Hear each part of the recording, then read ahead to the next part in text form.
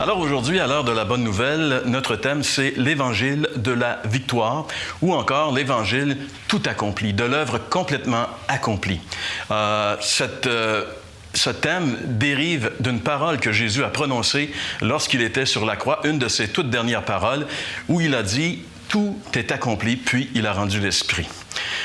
Qu'est-ce que ça signifiait que tout est accompli? Comment est-ce qu'on peut interpréter cette parole? Est-ce qu'elle peut avoir un effet dans notre vie, cette parole? Je me rappelle d'avoir entendu un jour un prédicateur, un Européen qui avait visité le Québec et qui était en train de nous parler justement de la grâce. Et pour illustrer son message, il nous avait dit que quelque temps auparavant, il avait hérité de sa sœur qui était décédée des meubles en bois, de très beaux meubles. Par contre, les meubles étaient un peu vieillots, puis ils devaient être rénovés. Donc, notre ami a commencé à défaire les meubles par pièces, a commencé à les sabler, les vernir. Il a travaillé très fort et pendant des semaines pour rénover ces meubles-là.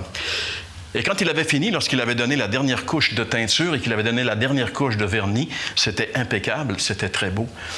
Il y avait son fils qui l'avait vu travailler pendant toutes ces semaines, travailler dur, et son fils qui aimait son père a voulu lui donner un coup de main.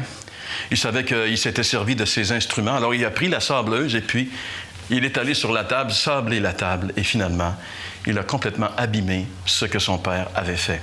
Et ce prédicateur de nous dire, comme application, l'œuvre accomplie de Christ, on ne peut rien y ajouter.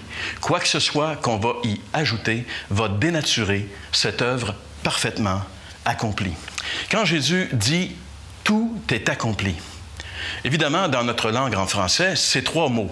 Tout est accompli. Mais dans le texte original grec du Nouveau Testament, c'est juste un mot qui est là. Et c'est le mot « tétélestai ».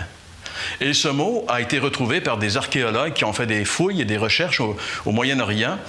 Ils ont découvert que ce mot-là apparaissait sur des factures, des transactions économiques, qui signifiait que ce que la personne avait acheté, elle avait complètement et définitivement payé. Elle n'avait plus rien à y ajouter.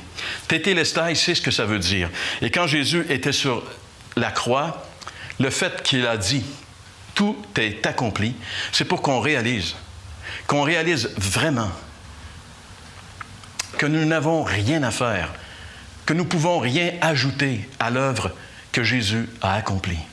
Tout ce qui devait être fait pour que moi je sois sauvé, pour que mes péchés soient pardonnés, pour que j'aie la possibilité de réintégrer une relation avec Dieu, pour que lorsque je vais mourir, le ciel me soit ouvert, tout cela, Jésus l'a accompli sur la croix, une fois pour toutes, en mourant sur cette croix, il y a 2000 ans. Et tout ce que nous avons à faire, finalement, pour en bénéficier, c'est de se confier en cette œuvre.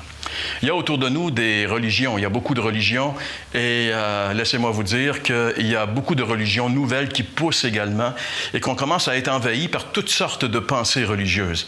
Mais si vous analysez et si vous regardez chacune de ces religions, vous allez constater qu'elles ont tous un point commun.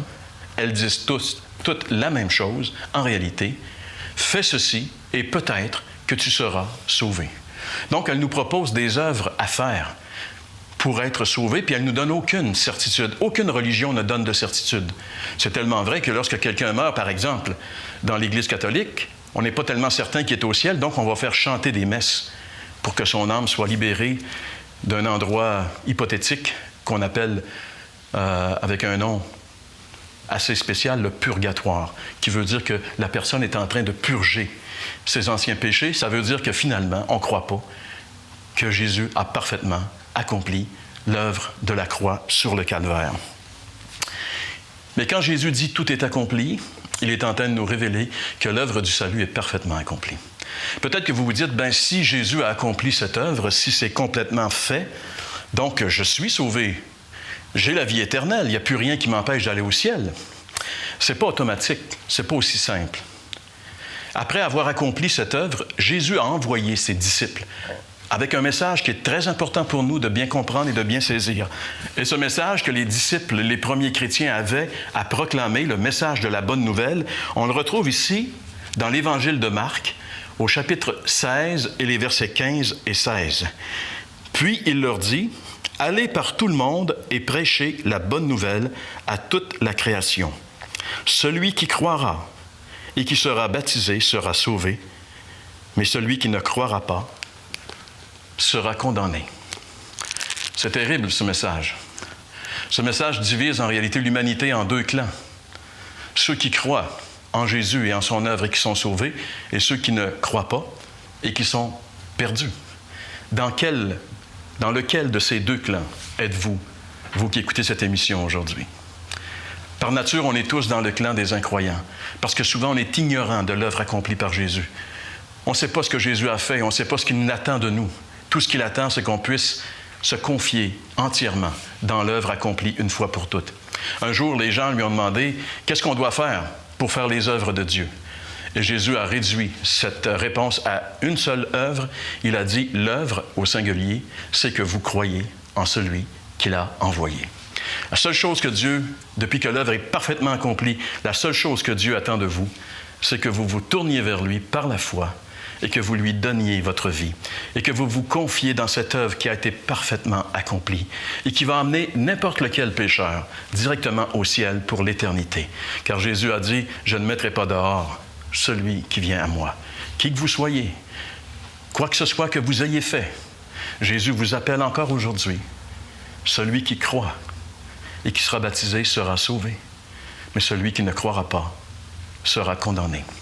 La décision vous appartient, c'est la décision la plus importante qu'on a à prendre dans notre vie.